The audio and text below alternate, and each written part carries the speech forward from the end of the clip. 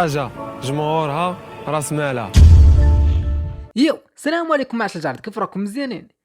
الحمد لله. رجعنا عاوتاني من جديد ومع فقرة اشنو طاري في الرجاء، كيف ديما مع الاخبار الرجويه الرائجه والمناقشه ديالنا حنايا كرجويين. فمرحبا بكم، واكيد ما ننساش باش ندير اشهار راسي ونقول لكم تلاحظوا واحد الفيديو ديال هاشتاغ الجمهور نهار الحد في الشين الاولى، شي حاجه الخيال العلمي. دخل تفرج اللي غتلقى في الكومونتير الاول، وما تنساش تخلي معاك شي كلمه زوينه في داك الفيديو. فدابا بقى لي غير نقول لك دير لايك لهاد الفيديو هذا الا كنتي جديد، مرحبا بك معنا، وزير لي ديك الصمته واتيا الله بينا نبداو الفيديو ديال اشنو طاري في الرجاء ديال اليوم باول موضوع اللي هو المكتب ديال فريق الرجاء العالمي يصرف مستحقات اللاعبين للدورات الاولى ديال البطوله، وبهذا حاليا اللاعبين تخلصوا، يعني خاصهم يقدموا المستويات اللي كتليق بالجمهور وفريق الرجاء العالمي. وهنا غادي ندوي على الجوج جولات اللي جايين ضد اسفي وكونتر الفتح، واللي اي نتيجه من غير رباح فيهم راه غادي ندخلوا عاوتاني في واحد الدوامه ديال الشك والعذر اللي كان ممكن انه يكون عند اللاعبين ويقول لك راه حنا ما مخلصينش، فراه ما بقاش. فالكلمه الوحيده اللي ممكن توجه اللاعب اللي هي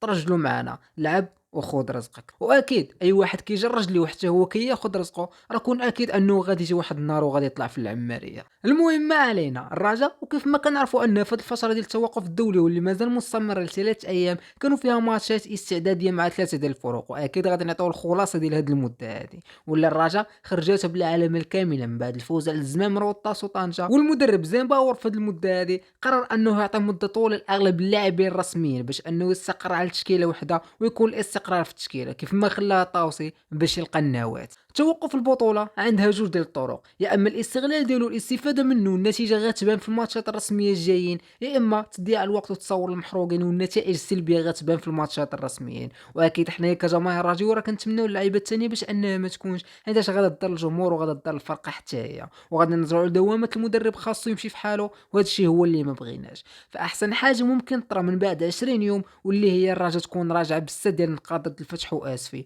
وهذا الشيء كيسوي الاستقرار في الرجاء.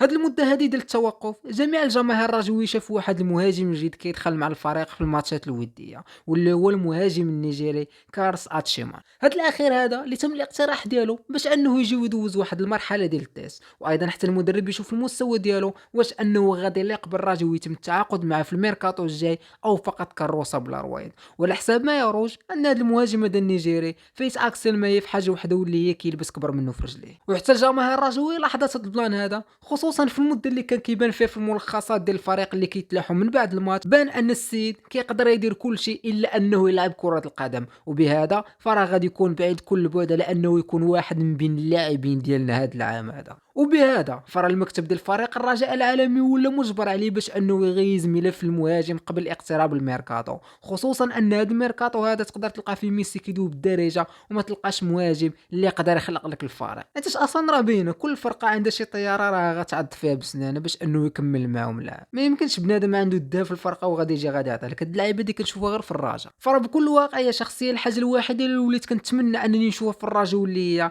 نهايه مسلسل الرجاء والمهاجم في هذا الميركاتو هذا الجاي. حيت شمن اللي خرج داك المكروه وكان خرج بواحد التصريح وقال الا بعنا مالونغو غادي نجيبو مالونغوات، ولينا كنشوفوا غير المونغوليانات في داك البوست. ما علينا نساو المهاجم، ولكن غادي نبقاو في الميركاتو، حيث ان المدرب ديال فريق الرجاء العالمي واللي هو جوزيف زيمباور طلب اداره النادي بضروره جلب مدافع اخر اللي كيلاقب باسم الرجاء في الميركاتو الجاي، خصوصا مع المشاكل الدفاعيه اللي شفنا الرجاء كتعاني منها في الجولات الاولى. اكيد الاسماء اللي كتنتشر حاليا كاينين منها بزاف، ولكن لا داعي لترويجها بما انهم حاليا باقي ما لبسوش توني، فراهم محسوبين شالينا. النكست الموضوع ما قبل الاخير واللي هو سلطات الدار البيضاء رسميا عطات ترخيص الرجاء باش انها تستقبل الماتش ديالها كونتر الفتح الرباطي في مركب محمد الخامس، والسبب باش ان الامور مشات على ما يرام واللي هو انهم عرفوا الماتش غادي يكون بدون جمهور. يعني من هنا عاوتاني غادي نخرجوا بواحد الاستنتاج اخر واللي هو ان الجمهور ديال الرجاء ولا كيشكل مشكل لبعض الاشخاص، مع العلم ان واحد الفرقه حتى هي غتستقبل الماتشات ديالها بالجمهور في نفس المدينه وفي نفس الملعب. فصراحه ما فهمتش هذا البلان هذا، وما عرفتش علاش هاد الكراهيه هذه تجاه الجمهور الرجاوي،